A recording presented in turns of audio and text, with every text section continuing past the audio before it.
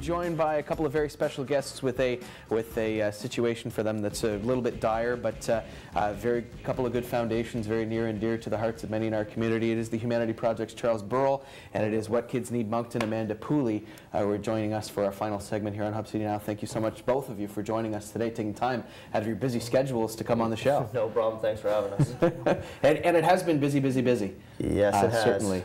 You know, trying to plan on moving, finding a new place, keeping our daily services going, and then planning for a worst case scenario of how to still service and help people if we're out in a parking lot. Yeah, and just to update people on the situation for those who may not know or may not be very much updated on the social medias, the Humanity Project and What Kids Need Moncton, they are right now in the Moncton Curling Association building, but by the end of the month, if the funds are not raised, they will not be in that building anymore, and they will be. That's kind of the issue. Yeah. Somewhere. We'll be somewhere, but just don't know where, you know.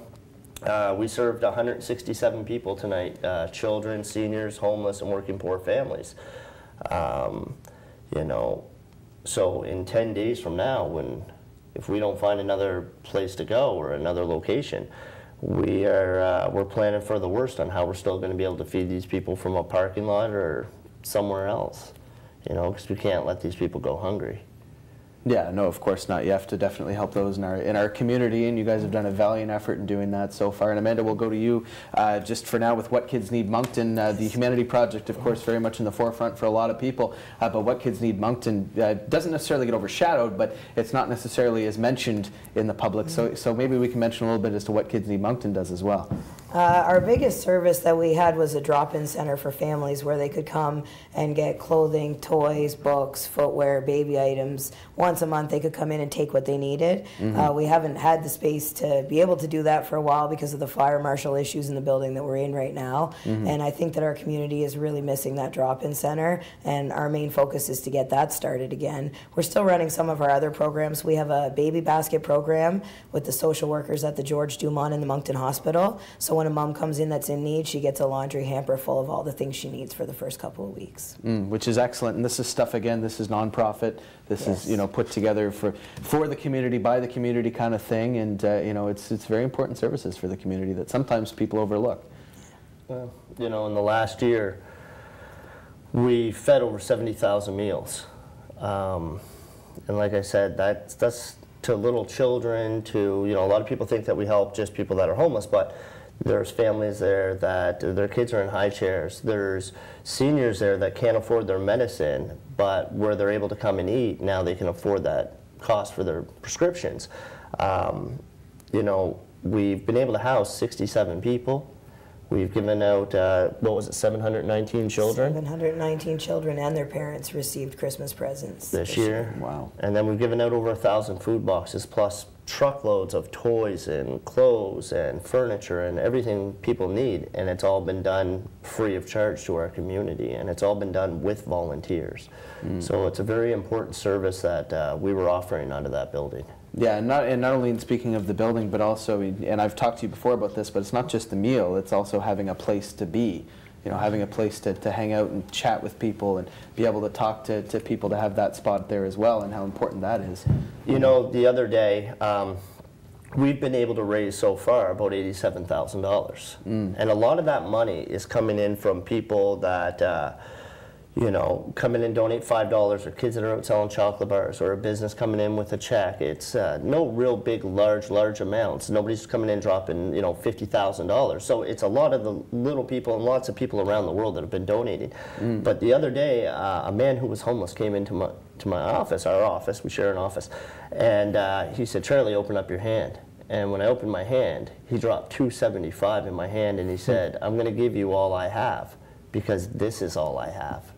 You know, when he said that to me, that just tore me apart, because when he's in volunteering, he's enjoying his time, but if he's in that 3 hours a day while we're serving supper, that might be the only 3 hours a day where he has no stress. He has no worries. He can sit down and have a coffee and watch some TV and socialize with other people, you know, so it's pretty important. It's very important, and what help that we can do in the community, that is still coming up. There is a telethon coming up on Saturday on Rogers TV starting at 1 o'clock. that's worth mentioning there. As you can see the information on the bottom right there with the Humanity Project, and certainly What Kids Need Moncton as well. And what can people expect on Saturday? If they tune in, what are they going to see? A good time. It's going to be a good time. It's going to be a good time to raise some money and help out your community, you know, and help us find a home for our community. It's, you know, these people are our brothers, they're our sisters, they're our grandparents, they're our neighbors. We need to look out for each other. We need to take care of each other. And this is so much, we're not a soup kitchen. We're not a drop-in center. We're not a place that houses the homeless. We're a home for our community, you know, and it's important to have that community feeling, because whether you're coming in, when you come through the doors, if you're standing outside our doors, we've talked about this many times, if you're standing outside our doors and someone's coming out, we don't want you to know if that person's a giver or a taker. We don't want the people that come in to feel like it's a place for the poor or a place for, you know, the needy. We want them to feel like it's a place where they feel like they're at home, where they feel relaxed, no matter what their situation is or whatever their daily problems are. You know, so it's really, the fundraiser on Saturday is going to be about community, working together to help build a better community for all of us. And it's presenting also that attention that, hey, this is what's going on in the community. And another way that you and the Humanity Project have really pushed forward is social media. You know, in case you don't know, Charles has been on social media so much advocating for this and pushing it through the website, through Facebook, through Twitter, through Instagram, through everything. And you know how much, and you mentioned before the donors coming not just from the Greater Moncton area, but from all over the world. You know, how much has social media really played a part in helping secure what's been secured so far? Social media has led to everything. It's, you know, we can use social media to look at cat memes all day, or we can use social media to do positive changes in our community. Now, I'm sure I've lost a few friends over it because they're probably sick of seeing me posting all the time, but it's for a good cause. It's to help people. So, you know, if that's what it takes, that's what it takes. But, you know, just keep pushing it out there, because eventually you're going to find like-minded people that either want to come in and help and volunteer, or that they don't have time and they want to donate, or they might have, you know, an old pair of socks and some mittens and some stuff that when in the wintertime, when we need that stuff to make our bags for the people that are living on the streets, they might have that just sitting there in their closet. You know, their kids buy new book bags every year. You might have 10 book bags in your closet that are collecting dust, but yet we can use them to fill them for items to give out to people. So everybody has a part to play. And the goal, $160,000, has been the listed goal of what's looking out there. And as you mentioned before, it's $87,000 now. Yeah. And we're getting a little bit down to the wire, but you know, you never know. Maybe the 11th hour might call Saturday. Yeah, let's say Saturday. Yeah. but if what could happen happens, what is the game plan if that does not get reached? You want to answer? You want to answer? It's a tough question. Well, we'll try to find a parking lot. Yeah, I mean, we're not going to stop feeding people. They're still hungry. Yeah. That's it. There's no fail plan here. You can't fail. By failing, that means people are suffering. You know, when we were feeding people in a parking lot in December in snowstorms and 100 people are standing there to get something to eat, they're not there because they're taking advantage. They're there because they're hungry. You know, nobody wants to be standing in a parking lot with their kids and somebody that their kids go to school with drive by and see them eating out of a parking lot. There's no dignity in that. So we'll keep pushing forward until we find a home, till we find a place where we can call home and we can build a home for our community and not have to worry about moving along in a year, or moving, you know, or depending on, I don't know, the city to help us to keep our home. We're not going to depend on anybody else. We're going to depend on our community. We've built this whole thing from our community.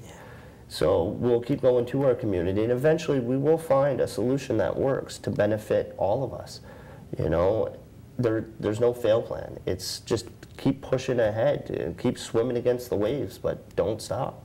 Yeah, and don't stop really has been your motto. If you talk about what the schedule has been in the last month, you've been, you know, contingency plans, you've been out looking for new places, you've been fundraising, you've been on social media, as we mentioned. You know, do you ever get sleep? Do you ever sleep at all? I try, but it's not the workload that keeps me up at night.